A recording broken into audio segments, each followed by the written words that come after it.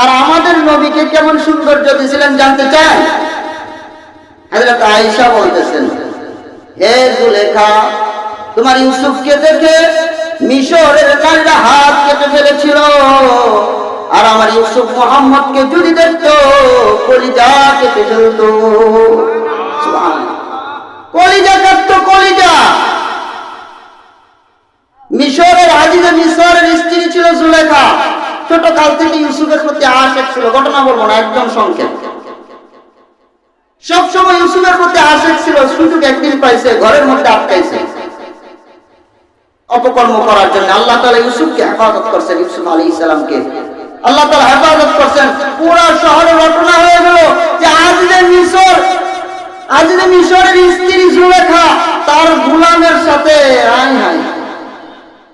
পুরা মিশরের নারীরা এরকম কানাঘুষা করতেছে। খবর গেছে জুলেখার কাছে। জুলেখা করে দাঁড়াও, খেলা দেখাইতেছে। মিশরের সব ধনী মহিলাদেরকে, সম্ভ্রান্ত মহিলাদেরকে দাওয়াত করছে। সবাই যখন খানার দাওয়াত, মেহমানদারের দাওয়াত, সবাই উপস্থিত। সবার হাতে একটা করে ফল দেওয়া হয়েছে, একটা করে ছুরি দেওয়া হয়েছে, কাইটা কাইটা খাবে। খাওয়ার মাঝখানে হঠাৎ জুলেখা ডাক দিয়েছে ইউসুফ। জুলেখার আহ্বানে যখন ইউসুফ ভিতরে ঢুকছে, শহরের সব নারীরা ইউসুফ আলাইহিস সালামের দিকে তাকাইছে। এই যে তাকাইছে হাতের কাজ হাতে চলতেছে, কিন্তু চোখের কাজ তো চোখ বন্ধ করে না, চোখের কাজ চোখে চালাইতেছে। যখন ইউসুফ আলাইহিস সালাম চলে গেছে, দেখে তো হাতের অবস্থা 12টা। জুলেখা বলতেছে, কি অবস্থা? আমাকে নিয়ে মজা করো, সবসময় তো আমি ইউসুফের সাথে থাকি, আর তোমরা এক নজর দেখাই যদি অবস্থা হয় তাহলে বুঝো আমার অবস্থা কই আছে। আম্মা জান আয়েশা বলতেছেন, হে জুলেখা, মিশরের নারীরা ইউসুফের রূপে হাত কেটে ফেলেছিল, আর আমার ইউসুফ মুহাম্মদ সাল্লাল্লাহু আলাইহি ওয়াসাল্লামের রূপ যদি দেখতো, নবীকে যদি দেখতো, কলিজা কেটে ফেলতো। সুবহানাল্লাহ, এত সুন্দর ছিল আমাদের নবী। শুধু তাই না, আয়েশা বলতেছেন, যখন আমার ঘরে সুই হারায় যাইতো, কারেন্টের ব্যবস্থা এরকম এত আলো ছিল না, আমার ঘরে যখন সুই হারায় যাইতো, আমি অপেক্ষায় থাকতাম কখন নবীজি ঢুকে ঘরে। অন্ধকার রাতে নবীজি যখন ঢুকবে, রসুলের সৌন্দর্যের নূরে, রসুলের সৌন্দর্যের ঝলকে আমি আমার হারানোর সুই খুঁজে পাবো। সুবহানাল্লাহ, এত সুন্দর ছিল আমাদের নবীজি, এত সুন্দর ছিল। এক সাহাবী 14 তারিখ তো পূর্ণিমার চাঁদ তারা তার পূর্ণ শক্তি নিয়ে, পূর্ণ যৌবন নিয়ে পুরা পৃথিবী আলোকিত করে। সাহাবী 14 তারিখ রসুলের কাছে গেছেন, রসুল আসতেছেন। রসুল যখন আসছে, সাহাবী আকাশের দিকে তাকায়, পূর্ণিমার চন্দ্র দেখতেছে।